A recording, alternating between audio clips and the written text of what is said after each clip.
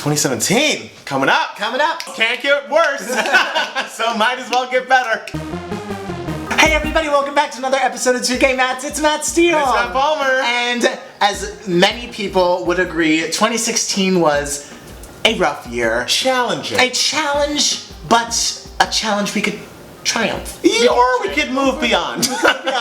But you know, there were great moments. So there were. instead of dwelling on the horrible moments like so many people, right. we're gonna, challenge the system and try to find the good moments. This is our form of rebellion. Yes, exactly, the revolution. The revolution of positivity begins. Yes. Matt Palmer, what was something great that happened to you in 2016? Okay, so, this is kind of more in your arena. I didn't see that many movies this year.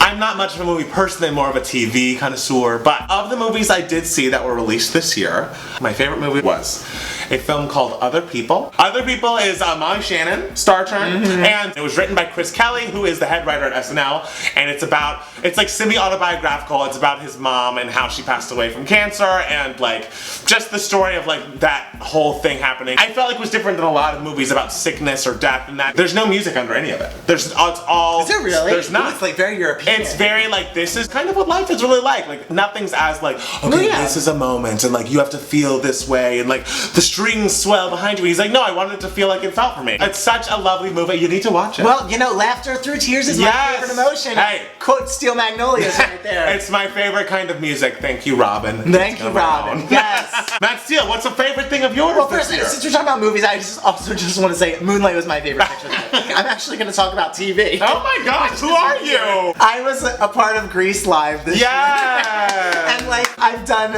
better roles since. I know it's surprising, but I can do more than just be student 16. What? I know. I have range, darling. Stop the presses. So, but that was the sort of biggest thing I was a part of. It was an experience I will never forget because I feel like I was a part of something so special, something so big, and then like seeing the final product and knowing that all of my friends and family were watching me like in the background, like being like, hello, was so much fun. It was just one of the like sort of most exciting moments of my 2016. Oh, that's great! Yeah, Good it was for just you! a nice moment. I'm gonna do another TV moment. I have discovered a couple of new television shows that I'm obsessed with, Matt Steele will tell you. My second favorite of which is This Is Us, which I just got up to recently, and I would just be watching, like, Matt does not care about television at all. And so I'd be screaming and was like, oh my god, like, you will not believe what's happening, like, Mandy Moore, like, she's just not feeling the way she should. And he's like, I literally don't care. But my favorite show of the year is a show called Insecure.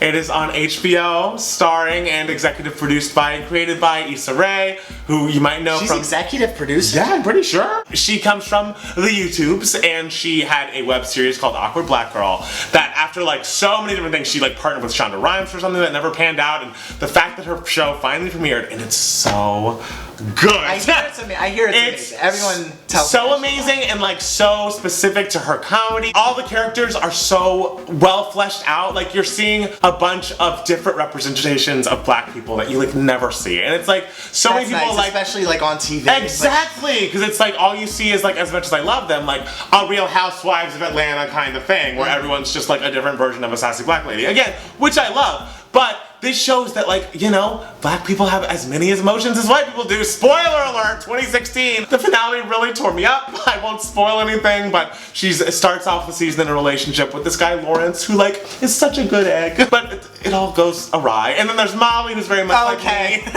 who's just like trying to find love in all the wrong places, and it's just like, you can just see a piece of yourself in every single one of them, and I cannot give it higher praise. Everyone watch it immediately. Everyone watch it immediately? Do it! See, I even forgot like what my damn number 2 was, because so much awful shit. As many of you may remember, I did a crowdfunding campaign. You forgot about this? That's the one I forgot about. I did a crowdfunding campaign for a project of mine I've been working very hard on for years that I am writing and directing. It's a feature film called Devos.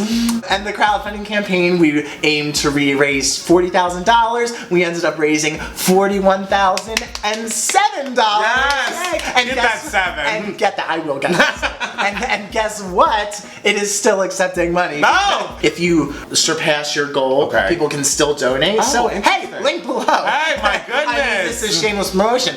And we are in pre-production right now. If you love me or love musical theater or just love fun things in general, check it out. There's a fun concept trailer. So many wonderful people came out and supported the project, and I just like could not be more thankful for that. Like genuinely thankful for that. So thank you so much, guys, for supporting me, for spreading the good word. Okay, mine is different. And that it's not personal, and I think it actually started in 2015, but it's brought me such joy. As you recall, The Read is still an amazing podcast I listen to every week. I love a podcast. I just got a new job in which I have to drive a little further, so podcasts get me through the day, get me through the commute. There's a show called Bitch Sesh.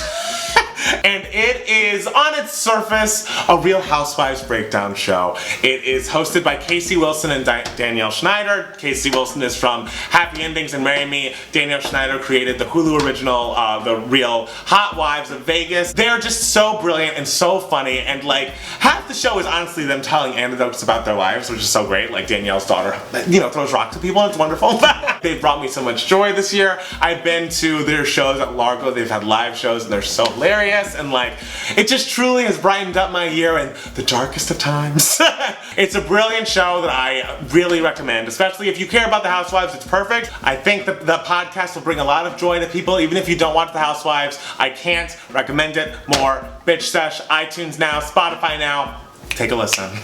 You're gonna love it. My next one. Yes. We rarely bring this up, but like the only TV that I do watch is a show called Big Brother. Oh god. It's been on TV since like 2000. It's kind of like Real World meets Survivor. Like everyone's trapped in a house, everyone has to vote each other out. The thing with Big Brother is it's on TV 3 nights a week. Yes. So like, if you find a Big Brother fan, they are dedicated as hell. It's on every summer. The summer season was not great, but they announced during the summer they were gonna have a fall season, and that's never happened. And they announced that this season was going to be online, and they were gonna call it Big Brother Over the Top. No one knew how well it was gonna work. And when I tell you, girl, it worked. It worked so well, and it was all because of the damn cast. The cast was so great. But usually on Big Brother, the fans are really attracted to like one person or one sort of group or alliance of people. This season, it was so completely divided down the middle. The house was split down the middle, and the fans were split down the middle. There were two groups, the Misfits and the Plastics. And the Plastics were a bunch of like cute, fun girls. Some of them were from the South. And the Plastics were my jam. I was Team Plastics from day one, all the way, because they were smart, they were level-headed, they were a strong girls' alliance, which the show never has. And the other side was abhorrent. It comes down to the final two, and it is this girl Morgan, who was a Plastic, and this guy Jason, who was a total fan favorite. He was voted from a previous season back into the house. I had come to terms with the fact that my side of the house was not gonna win. It was a very, very hard month because this was soon after the election. This was soon after the election, and we don't talk about it a lot, but I was very emotionally invested in this election. I've loved Hillary Clinton ever since I was a little kid, but it's fine. We wish her all the best. So I was very, very down. Having my team not win Big Brother was just another downer to add to a sucky portion of the year. It was like 5 in the morning. I didn't even watch the finale episode live. And in the biggest upset shocker in like the show's history, our fans came through and Morgan won. And when I tell you, I had not felt such pure joy in a month. I was dying in my bedroom, crying and silently screaming. I know it sounds trite and trivial and stupid, but it was we all need a light at the end of the tunnel. It was a light at the end of the tunnel. It's the stupidest light ever, but like, God, I was so happy. Good for you. You gotta have that joy. Yes, Plastic. Feel that joy. Well, the last things that I wanted to point out were just like the musical triumphs of the year.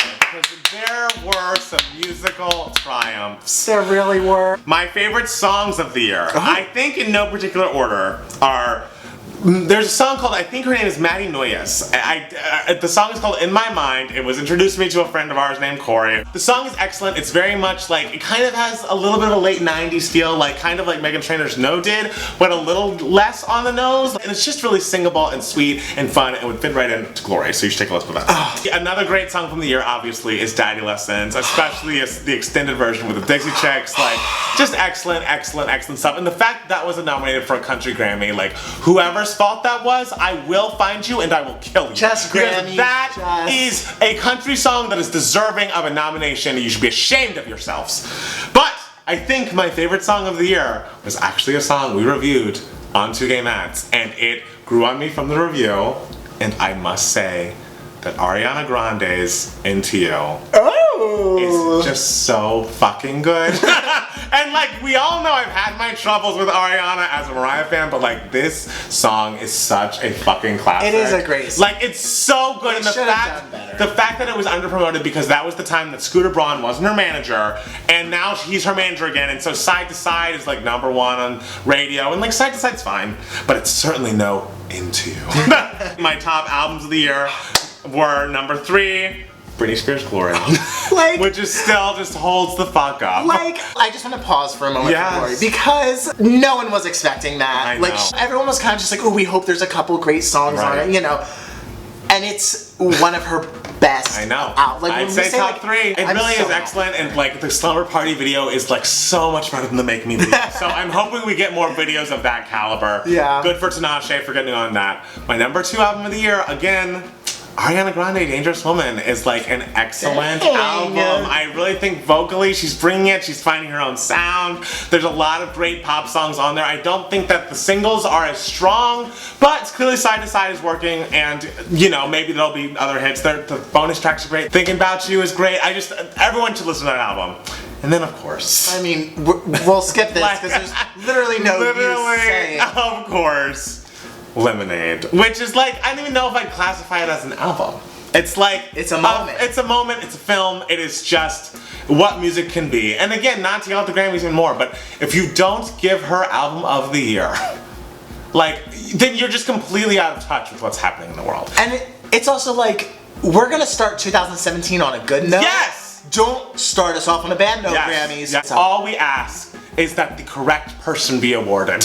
Like, that is such a, and it's like, fine, if they want to give it to like Sturgill Simpson or whoever the fuck, it's like, fine. It was the album of the year. It was like, the moment of the year. It was. Like, it really was. It really, and it's like not really up for debate. It's really like, who else are we even considering? The fact that Justin Bieber got a nomination just reminds us that like, nothing else happened. Award her. Award her. We will fight. We will. We are going into 2017 fighters. Fighters. And we'll fight you for Beyonce.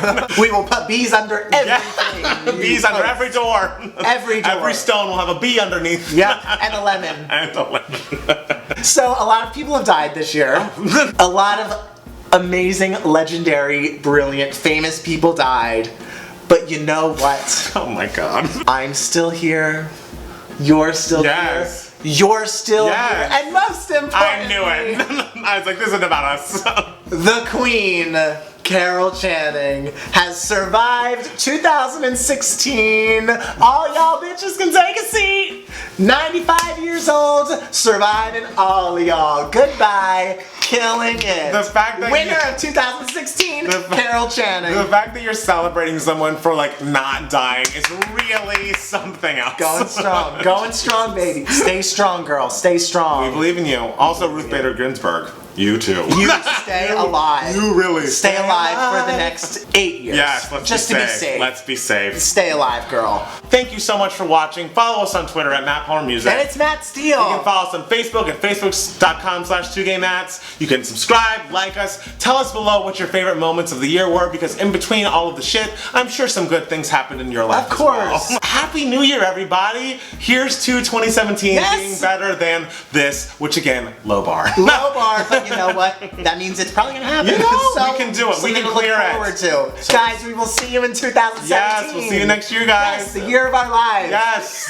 Bye. Bye. Happy New Year. Happy New Year.